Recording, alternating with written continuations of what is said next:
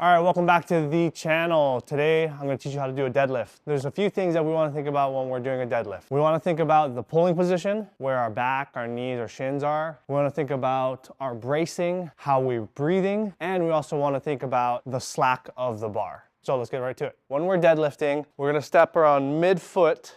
The bar should be pretty much cutting your toes off from your foot. So it's around mid-foot, closer to the toe, not too high up on the foot. The way I like to deadlift is when I approach the bar, I'll go midfoot, and I'll pick up the bar, get a comfortable grip on the bar. I'll raise my hips. I'm gonna bring my hips down and almost to the bar to me. As I do that, I'm going to turn my hands in and then raise my chest. So we're gonna be here.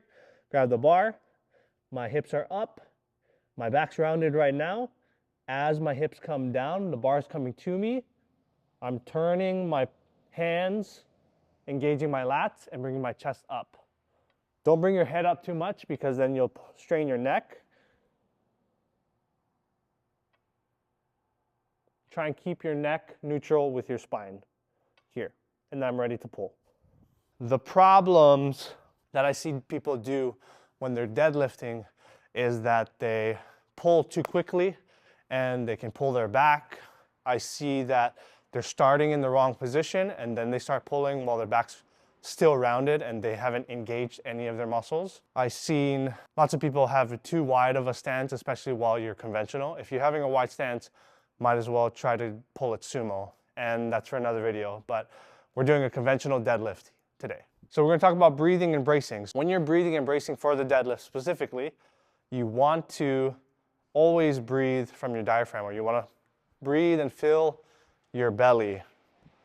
What that feels like is you breathing a lot of air in and your belly is expanding. So my belly is expanding and I can feel that there's rigidity in my stomach, in my back, in my abs. It's not the feeling of you're clenching your abs as tight as you can and somebody punches you, and it's not that type of feeling. It's almost, think of, it sounds funny, but think of your body as a balloon and you're blowing up the balloon and your stomach is expanding, the balloon is expanding. So if I pull my jacket somewhat tight, I'm gonna breathe in,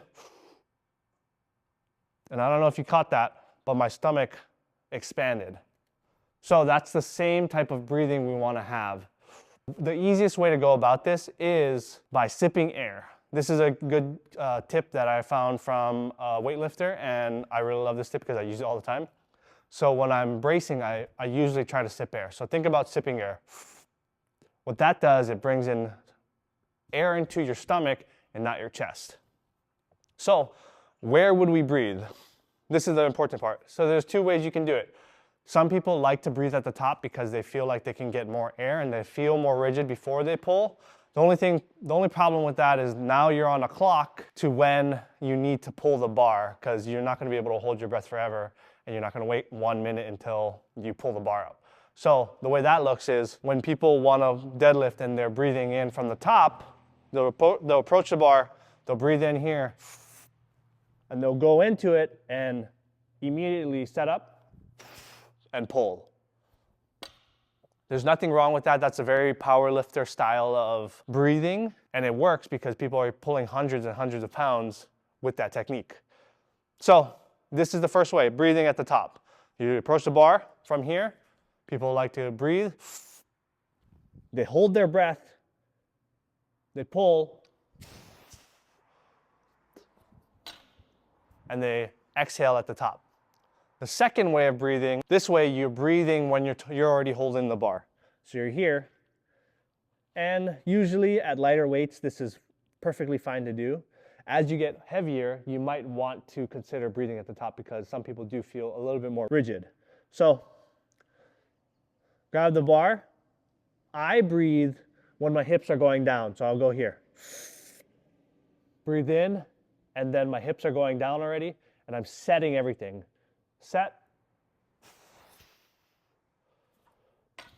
And I'll reset again.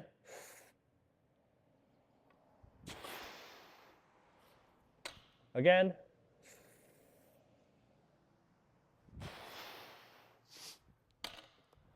That's the second way of breathing. So when you're bringing your hips down, you can start to breathe in. Some people even breathe in and then bring their hips down. It's the same thing. Whatever feels more comfortable for you. The last thing I want to talk about is slack, and I'm sure people talk about pulling slack out of the bar all the time on all their channels, but it's a good reminder, and I want to teach you how to do it. So the best way to see this is from the side. So when we're pulling slack out of the bar, we want to think about bringing everything tight. You'll feel the bar pull the slack when you tighten everything, when it goes from loose to tightening everything right before you're pulling. The problem is that people don't know that there's slack in the bar, and that if you hear this, that's the slack in the bar. We don't want to have any sort of slack when we're pulling really heavy load. So when we're going down into position, I'll set up normally. As I bring my hips down and breathe, from here, you hear that? That's me pulling the slack out of the ground. You want to do it as lightly as possible before you pull and have any explosiveness, because you don't want to explode from the bottom. You don't want to do this. When you do that, you'll pull your back. I've pulled my back. It was bad.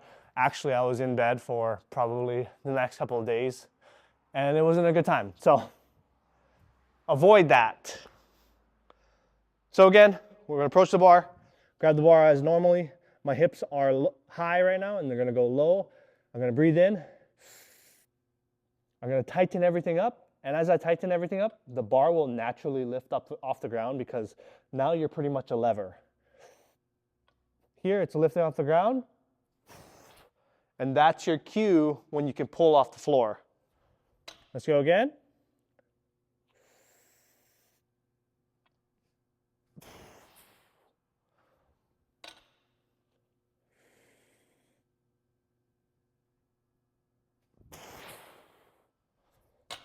As load gets heavier, you'll notice that more and more. As it gets heavier, you'll notice the slack more and more.